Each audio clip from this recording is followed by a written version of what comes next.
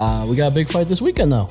Anthony Joshua. Yeah, are you sure you want to fight Bud? Maybe you should just fight Usyk if he beats Joshua. Let's look at the math. Though. Rematch. If Usyk beats Joshua, technically Shawn Porter beat the heavyweight champion. He beat the heavyweight champion of the world. I do like that. There's times where we talk about the amateurs. Like, it is a cool story. Yeah. But people are like, how do you think this fight goes? It's like, you fought when you were how old? Like, you were a teenager. We were 19. Yeah, so 18. it's like, we were 19. Let's hope that Usyk and yourself have improved vastly. Yeah. Like, people love to hear that I fought Usyk, and I'm like, don't forget that we fought at 165 pounds, and don't forget that we fought when we were significantly younger than we are now. I think that this fight for Usyk, he's got to have some power. Yeah. I think that if he doesn't have power, it's clearly going to be a long night for him. I don't think that his movement and his boxing ability is enough, especially at for heavyweight. Anthony Joshua. I don't think it's wrong. translated. Do you? How you feel about it? I'm not picking. I'm not. You're not gonna be Sean Porter on this. No, we already have one. I'm not saying I'm picking him, but here's what I'm interested to see. Who's picking him? No, I'm not. Fightapp.com. No, I'm not. You put that gun to my head. I'm gonna take Joshua, but I'm curious because Usyk, one good thing about him is he's a second half fighter. He's better from 7 to 12 than he is 1 to 6. And these big guys, I noticed, these big guys get tired dealing with, they bite on the feints, the mental energy, the energy of biting on the feint, and then he's just probing, touching with that left hand or lead right hand. And he's good at sneaking little power shots in. He's sneaking that body shot, sneaking a hard shot. And so here's what I'm curious with in this fight. If Joshua gets winded in the second half of the fight, if Usyk can withstand the power early, and he's being Usyk, he's got his feints going. He's not winning rounds, but he's making Joshua expend energy. I'm curious if in the second half he could pour it on and win a decision because he knows how to go to the body and he's better in the second half. And these big guys, they can't match his cardio more times than not. So he's a slightly smaller guy, so he has a better opportunity to get on the inside.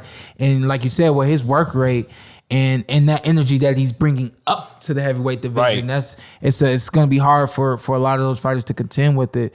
I know people are going to hate me, but Tyson Fury is the only guy that really carries that type of speed and work rate through the course of a fight in terms of movement, side to side, and things of that nature. Man, I really think that you're right. He can sneak in some shots here and there. I think that here and there. It's a tall challenge for Anthony Joshua to be aggressive and assertive. Don't forget that he got in trouble and then got put out by Ruiz because he was aggressive. So he comes back in the next fight and he's very tentative through that match. And now it's kind of like, okay, so have you put the pieces to the puzzle together? You know, do you know where to be the boxer? When to turn it on and when to right. Somebody asked me about the fight. I said this is going to be a boxing fight. This is not going to be a heavyweight. I agree. Knockout. This is you might not be happy because it's going to be classic boxing. Yeah. I think just like you said, he's more tentative. He doesn't want to rush nobody no more. He knows what he got hit with, and I don't think Usyk can dominate him. I think that favors Usyk though. If Joshua's going to comply and box with him too much, he's Usyk can outpoint Anthony Joshua. No, I'm saying it benefits. It gives Usyk him a shot. If Joshua's going to be too tentative, he needs to step it up in spots and be that old AJ and let that big left hook and big uppercut go and try and get this guy out of here. I don't think Usyk's the abilities that made him special at cruiserweight, I don't think have translated to heavyweight. I don't think his movement's as good. I don't think his punching power, it doesn't seem like it is there, and everything. The snap. Everything just seems kind of slower. And I mean, he fought we watched the fight against Chisora. I don't remember what was Chisora. Okay. And I mean, it was ugly. He won, but it's like, I was like, really? Like, he outboxed him to an extent, but Derek Shore's not Anthony Joshua. Underwhelmed.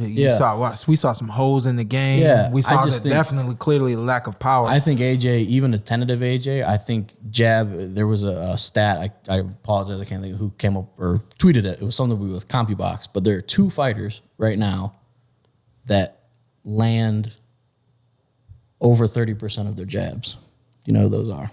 Shawn Porter and Joshua. And Joshua. I was gonna say one's got to be It's not Joshua. Shawn Porter. It's Anthony Joshua, of course. Hey, and Virgil Ortiz. Golovkin. Oh yeah. Like, it was like 30.5 and 30.2. Something with the jab. So it was like an elite jab. Like probably like 30.1. No. Yeah, you. I don't think like you were- 27.8. 29.999. Yeah. But What's up? I'm Showtime Shawn Porter.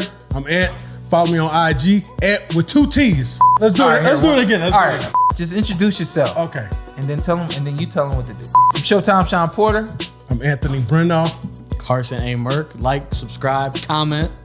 This is the Porter Way.